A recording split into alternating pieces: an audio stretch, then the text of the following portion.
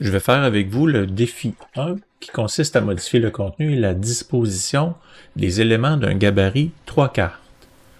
L'étape 1.1 consiste à adapter le gabarit 3 quarts et pour cela, je vais aller me créer, en mode édition évidemment, je vais aller me créer ici une nouvelle activité.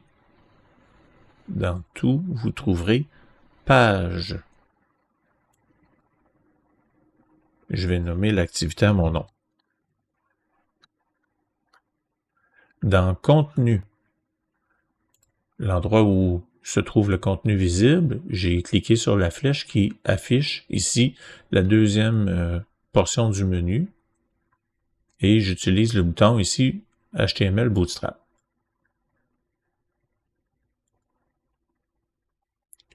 Je clique sur la vitrine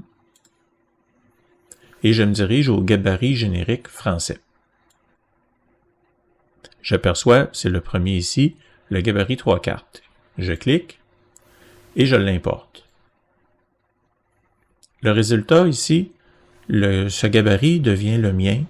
Il est ici, vis-à-vis la pastille des nuages où se trouvent les gabarits disponibles dans la portion de gauche de mon écran. Je le prends et je le glisse en haut au début. Je m'assure d'arriver sur la zone de dépôt où je relâche ma souris. J'ai maintenant mon gabarit 3 quarts à mon écran. Je vais modifier le contenu de ma dernière carte, ici, où une image est présente, et je vais aller utiliser le bloc de casse-tête pour choisir ici une vidéo qui va remplacer, vous me voyez faire, j'ai glissé, je tiens enfoncé ma souris, je choisis ma zone de dépôt qui est le début de la carte, et je relâche. Ensuite, l'image, je la supprime avec la corbeille. J'ai maintenant une vidéo, donc j'ai modifié le contenu. Je vais fournir cet exemple à l'IA afin que l'intelligence artificielle améliore la situation. Pour ça, donc, je vais devoir lui fournir le code source. Je vais donc aller ici en haut sur code source. Je clique à l'intérieur de la zone, CTRL A pour sélectionner tout, CTRL C pour copier le texte, et ensuite j'utilise un éditeur, soit Notepad++ ou Notepad, c'est la version de base de Windows. Notepad++, sachez qu'il est plus puissant. Donc là, je vais faire CTRL-V, c'est celui que j'utilise. Il me montre les lignes de code, il peut également afficher avec des couleurs selon l'encodage, par exemple, le langage HTML. Je pourrais, vous voyez, ça donne quelque chose de beaucoup plus attrayant. Là. Donc c'est un éditeur de texte. Et ça ici, je vais l'enregistrer sous un nom code.txt afin de ne pas le perdre de vue. Donc sur mon bureau, code.txt.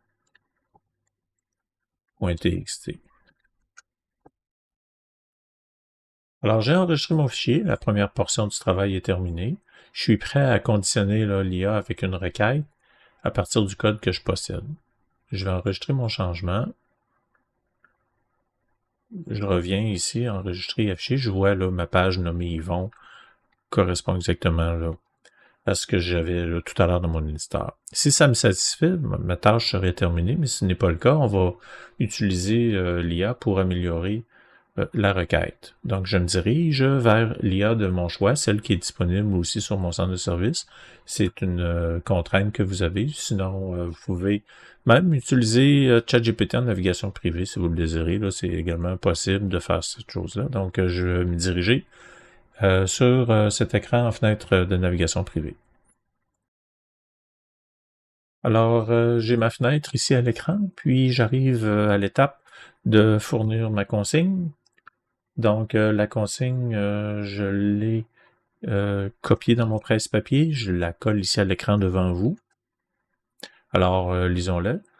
Modifier le code source HTML Bootstrap, puisque Moodle possède des classes Bootstrap. Fournir une pièce jointe. Alors, la pièce, c'est code.txt. Et joindre. Ah, je ne suis pas connecté. Je dois me connecter. C'est vrai, c'est la limite. Alors, je vais me connecter. Je vais devoir me connecter. Donc, je vais revenir de manière normale à ChatGPT. Ce ne sera pas très long.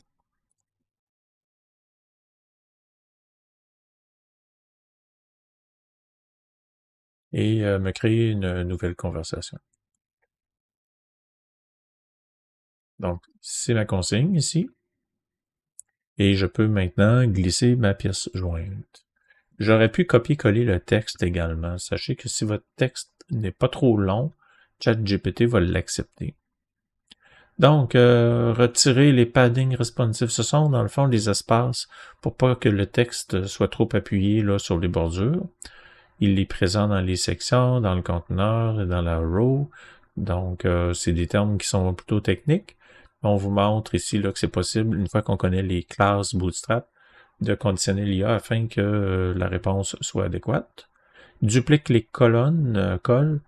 Donc, les cols contiennent les cartes.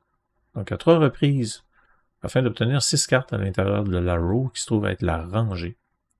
On demande également ajoute une image Pixum. On doit savoir que Pixum, c'est un site web qui permet d'obtenir des images génériques de façon aléatoire, afin de populer une page là, pour pas qu'on ait que des carreaux blancs.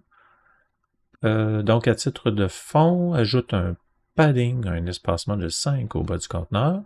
Pour chaque carte générée, place un texte, une image ou une vidéo aléatoire, donc le contenu de nos cartes. C'est pour ça, tout à l'heure, j'ai choisi de placer une vidéo, pour m'assurer que l'intelligence artificielle allait reprendre la structure de code que mon éditeur lui fournit et que je puisse ensuite le retourner à l'éditeur afin qu'il comprenne à nouveau le code renvoyé par l'IA pour que ça soit compatible. Dans le cas de vidéo, donc reprend la structure du code fourni, ajuste les dimensions des images Pixum. Vous avez remarqué que les vidéos YouTube sont de format 16:9. Alors, on désire également, là, pour la continuité, avoir des images de même taille. Donc, je me lance et je fais la requête.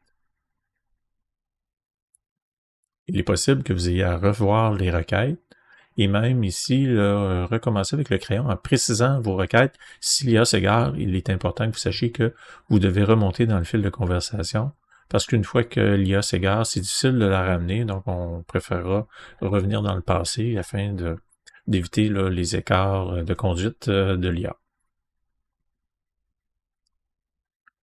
On voit que la tâche est débutée. Puis c'est toujours une surprise de découvrir qu'est-ce qui sera fourni. Ici, vous voyez, ici j'ai un script, donc une génération dynamique. Je ne souhaite pas du tout ça. Ça va fonctionner, mais de façon aléatoire. Donc on verra toujours de nouvelles images apparaître. Donc le mot aléatoire ici ne convenait pas dans ma requête. Alors j'ai dû le glisser, le mot aléatoire. Ou c'est un égarement. Aléatoirement ici, c'est ça. Donc on va enlever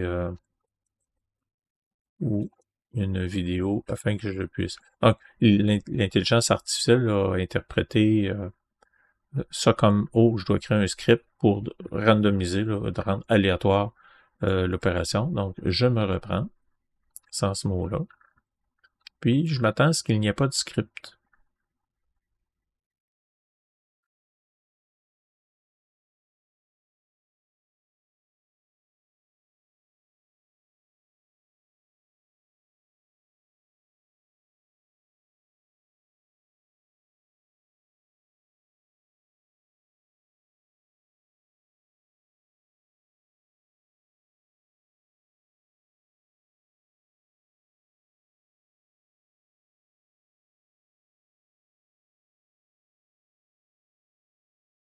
Et c'est le cas. Le script n'a pas été ajouté. Alors, une fois que c'est terminé, ça, on voit la fin apparaître. Et normalement, on a un petit bouton ici en haut qui consiste à copier le code pour ensuite pouvoir retourner à Moodle. Donc, je vais garder ma page originale. Puis, je vais me créer une nouvelle page que je vais nommer Défi 1 Yvon.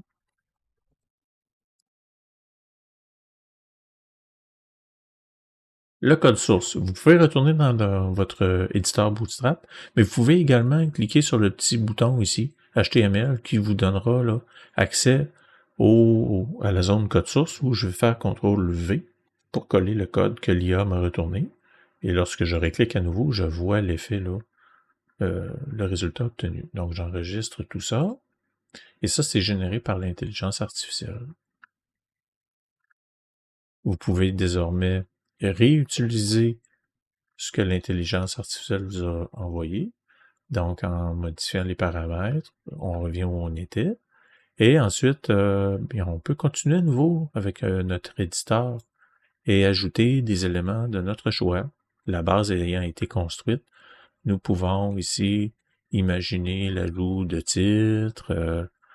Bon, ici, ça fait peut-être un peu moins de sens, mais c'est pour vous illustrer l'idée, un bouton pour ajouter un bouton. Donc, vous pouvez ensuite aménager à votre goût le contenu de votre page. Voilà.